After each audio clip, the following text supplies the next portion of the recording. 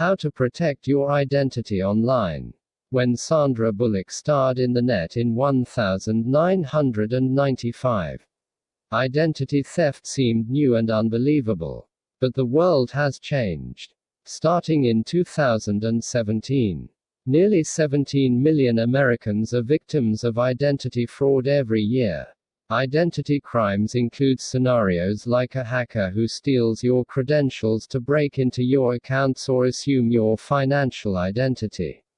Or someone thousands of miles away from you who runs up charges on your credit card and takes out loans in your name. If you need something else to keep you awake, the FTC describes identity theft scenarios in which a thief gets a credit card in your name, sends the bill to another address, and, of course, never pays. Or he uses your personal information to steal your tax refund or pretends to be you if he's arrested. It can be hard to untangle yourself from identity theft, both legally and financially, and the damage to your credit history can be long-lasting. If there ever was a scenario in which an ounce of prevention is worth a metric ton of cure, this is it. Unfortunately, your identity is low-hanging fruit, able to be plucked in tons of ways. Offline, criminals steal mail from mailboxes or dumpster dive through trash, both of which might be chock full of credit offers and personal finance information, which is why you should own a shredder. Skimmers connected to gas pumps can capture your credit card info, and so can restaurant staff. And recently, a cashier was arrested for stealing 1,300 credit cards he'd memorized. Online, it's even more dangerous. But people are increasingly more savvy to the most egregious hacks. Fewer and fewer unsecured retail websites, those that begin with HTTP, rather than HTTPS, conduct transactions. But it's still something to keep in mind. This requires ever more subtle phishing campaigns to trick people into giving up the personal information via credible-looking fraudulent emails. And there's always a new scam around the corner. Another popular scam is through online dating apps, said Whitney Joy Smith, president of the Smith Investigation Agency. Scammers look for vulnerable people to build a relationship. After that, they ask for money or get enough personal information to conduct identity fraud. Unless you're willing to take extraordinary measures, like abandoning all technology and relocating to the Amazon to live with an uncontacted tribe, real privacy is almost impossible to achieve, lamented Fabian Woser, chief technology officer at Emsasoft. But Woser also acknowledged there are reasonable and pragmatic precautions people can take. Many of these are part of the usual cybersecurity hygiene you've heard for years. But to truly be protected, you need to do these things. And regularly. After all, identity theft is usually a crime of convenience and opportunity. So your goal is to make yourself the smallest target possible. And while the more precautions you take, the better. The reality is not everyone is going to be ultra diligent. With that in mind, we've separated the precautions you should take into 3 levels: common sense, the stuff everyone should be doing; heightened security, for the savvier; and bunker mentality, for those who are willing to take extreme measures.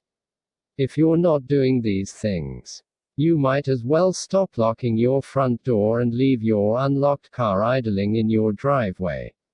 Use strong passwords. The conventional wisdom is that a strong password is some combination of upper and lowercase letters, numbers, and special characters. The reality is the longer your password is, the harder it is to crack.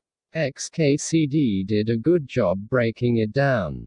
Use a unique password for every site and service. This should go without saying.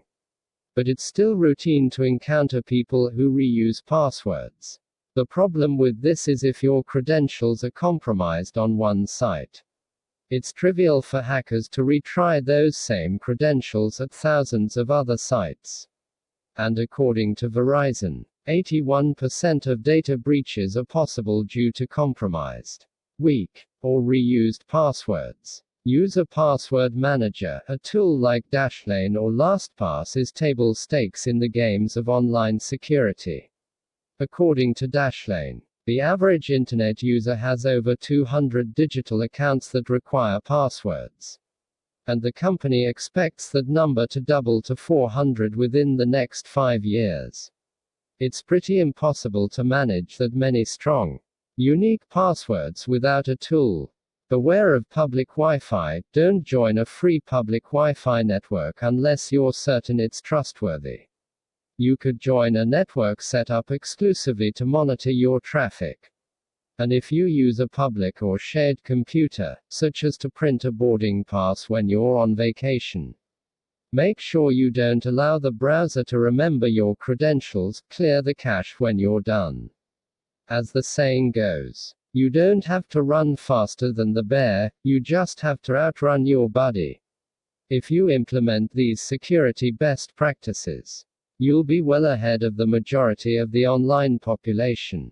Never use your social media profile to sign into other sites. When you sign up somewhere new, you often get a single sign-on option to log in with your Facebook or Google account.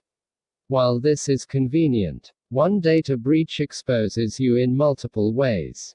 And you risk giving the site access to the personal information contained in your sign-on account, warned Pankaj Srivastava, Chief Operations Officer of the privacy company Figleaf.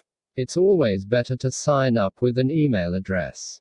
Enable two-factor authentication. This effectively prevents bad actors from using a password reset to take control of your accounts. If you require two factors, they need access not just to your email account, but to your phone as well. And you can do better than this. 2. See the bunker advice below. Minimize your social media footprint. Social media is an increasingly dangerous landscape. Also, don't accept connection or friend requests from anyone you don't know. Bad actors use that as an opportunity to research a phishing campaign. Or she might use you as a jumping-off point to attack your contacts. Dial back your social media sharing. The more you post about yourself, the more a hacker can learn about you, said Ottavio Freire, Chief Technology Officer at Safeguard Cyber. And the more effectively you can be targeted.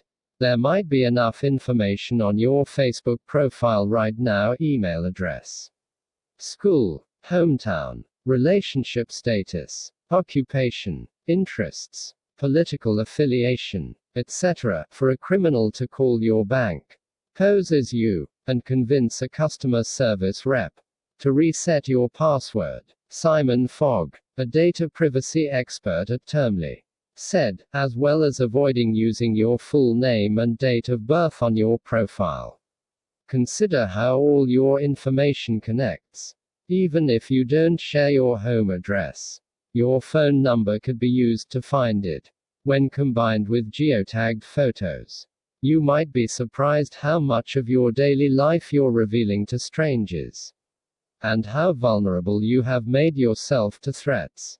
There's no end to the security precautions you can take. We didn't even cover using a Tor browser, for example, or making sure your registrar keeps the WHOIS information on your website, if you have one, private. But if you already do everything we mentioned in the previous sections, these remaining precautions should put you in the top 1% of safe internet users.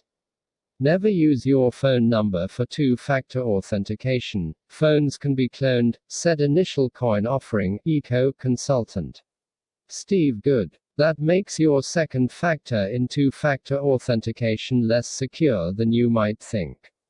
Thankfully, it's easy to set up Google Authenticator or Authy to consolidate all of your two-factor authentication needs.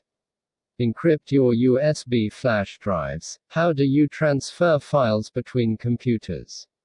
With flash drives, of course. And these devices are often the weak link in your security regimen. If you lose it, Anyone can pick it up and read it. You can encrypt individual files. But a better solution is to encrypt the entire device. Kingston offers a family of drives, the DT2000, that range from 8 to 64 GB. They have built-in numeric keypads and protect your data with hardware-based full disk AES 256-bit data encryption, no software required. Use a virtual private network (VPN) when you use this type of network. You connect to the internet, at least somewhat anonymously. It's especially useful when you connect to public Wi-Fi. But there could be merit in using it at home as well. A VPN disguises your IP address and location, said Srivastava.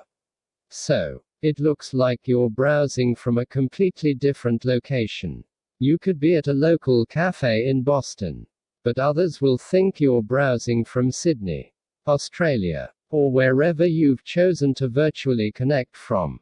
However, you might want to look for a VPN that doesn't maintain logs, as they can identify you and your online activities. Monitor yourself. Periodically reviewing your online presence will help you discover how much of your personal information is public, said Fogg. It's easy to create Google alerts for yourself, which can help you get a sense of what the internet knows about you. Text source: howtogeek.com.